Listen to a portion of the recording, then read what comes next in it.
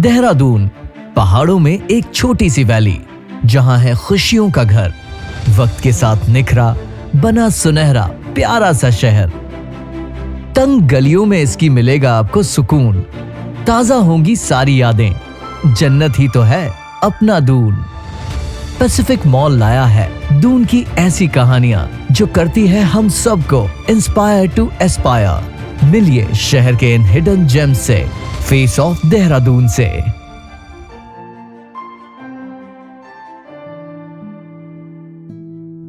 मेरा नाम रेनू डी सिंह है और पेशे से मैं वकील हूँ।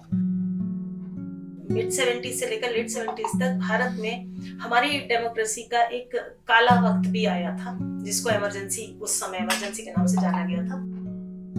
और मैं उस समय एक टीनेजर थी, मेरी आयु 14-15 वर्ष रही होगी। और उस दौरान मैंने कुछ ऐसी चीजें देखी जो मेरे युवा मन को मैं बहुत ज्यादा उससे टच हुई।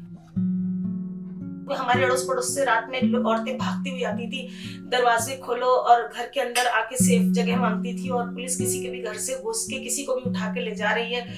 रैंडम मैं देख रही थी ये सारी चीजें, और मेरा छोटा सा जो मन था वो बहुत विचलित होता था।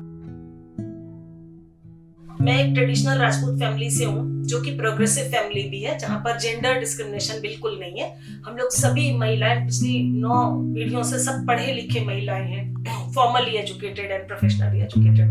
कहीं ना कहीं पे जो मेरे अंदर एक इसको आप कहें कि एक्टिविज्म का जो कीड़ा है वो हमारा खानदानी है।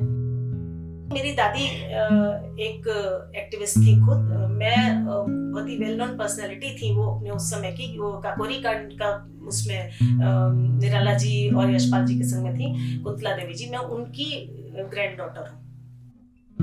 This country has rule of law, और जब भी कहीं कोई लॉ को ब्रेक करता है तो लॉ ही उसको रेप्रीमेंड करेगी, लॉ ही से हम रेड्रेसल ढूंढ सकते हैं, दूसरा कोई रेड्रेसल नहीं है। तो ये चीज मेरी दादी ने बहुत अच्छी मेरे को सीडिंग दी, और जिससे मुझे कानून पे बहुत भरोसा बना कि हाँ हम कर सकते हैं। ऑन पर्पस ये तभी से सोच लिया था कि कोर्ट में बैठ के तो प्रैक्टिस कतई नहीं करूँ, रियल लाइफ में लोगों तक पहुंच के उनकी मदद करने का काम करूंगी।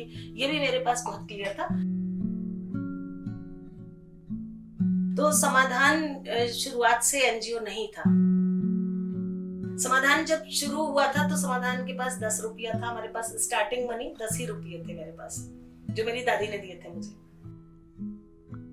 समाधान का जो हमारा मिशन स्टेटमेंट है वो ये है कि जो सामान्य नागरिक है, कॉमन नागरिक में मैं आधी आबादी को कॉमन नागरिक में लेती हूँ, यानी कि महिला को खासतौर से लेती हूँ। ये इनकी सीधी पहुंच सामाजिक न्यायिक व्यवस्था पे और आपराधिक न्यायिक व्यवस्था में या न्यायिक तंत्र पे इनकी सीधी पहुंच हो। हमें चाहिए एकदम एक आम इंसान को हम पूरा सहयोग और एनवायरनमेंट और कंड्यूसिव उसके लिए एनवायरनमेंट तैयार करें, उस कंड्यूसिव एनवायरनमेंट में उसका डेवलपमेंट हो और वो एश्योर करे अपना पार्टिसिपेशन सीधे तौर पे। ये हमारा तो मिशन यही है कि common citizens direct access upon criminal justice system and social justice system. सबसे पहला काम ये किया था कि एक स्टेशनरी अपनी खुद की बनाई। फिर हम क्या काम करेंगे और किन नियमों के करेंगे, तो वो 10 सुनहरे नियम बनाए, जिसमें पहला नियम यह था कि जो भी पीड़िता की हम सहायता करेंगे उसको हम लोग विंग्स देंगे उड़ने के लिए, लेकिन कभी भी उसको पजेस नहीं करेंगे।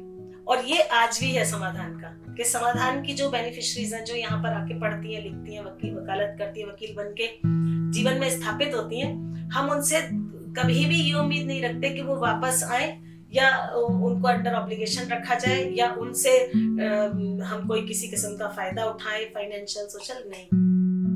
हम तब से काम कर रहे हैं जब उत्तराखंड नहीं था। देहरादून यानी कि जो उत्तराखंड जिसको आज आप कह रहे हो, ये 13 जिले उत्तर प्रदेश का हिस्सा हुआ करते थे। दूसरी एक बहुत बड़ी चीज है देहरादून के साथ जुड़ी हुई है कि एक आप देखना, एक सेरेनिटी का जो एस्पेक्ट है वो देहरादून से आज से नहीं है, सदियों से जुड़ा हुआ है। देहरादून एक शहर नहीं है, देहरादून एक स्पिरिट है। देहरादून इज अ स्पिरिट, मैं इसको यही बोलती हूँ, ये एक स्पिरिट है। जैसे हर शहर का अपना एक ऑरा होता है, इसका एक ऑरा है। यहाँ पे आप देखिए आर्मी ऑफिसर पहले इसको पोस्ट रिटायरमेंट जगह इसको चुना करते थे। अलावा इसके आप देखोगे तो देहरादून की हरियाली, देहरादून की जो एक एम्बियंस है, मैं आज यहाँ पे आप देख रहे हो मॉडर्नाइजेशन हुआ है, बहुत कुछ चेंज हुआ है, लेकिन आज भी अगर आप देखो तो देहरादून भारत के सारे शहर एक तरफ और देहरादून एक तरफ है। और यहाँ पे मुझे काम करने में अगर मुझसे आज भी कोई बोले कि अपना हेड ऑफिस मुझे कोई फ्री दे दे, कहीं दिल्ली बुलाए कहीं, मैं नहीं जाना चाहूंगी। मैं यहाँ पे बहुत खुश हूँ। This is the best place on the planet.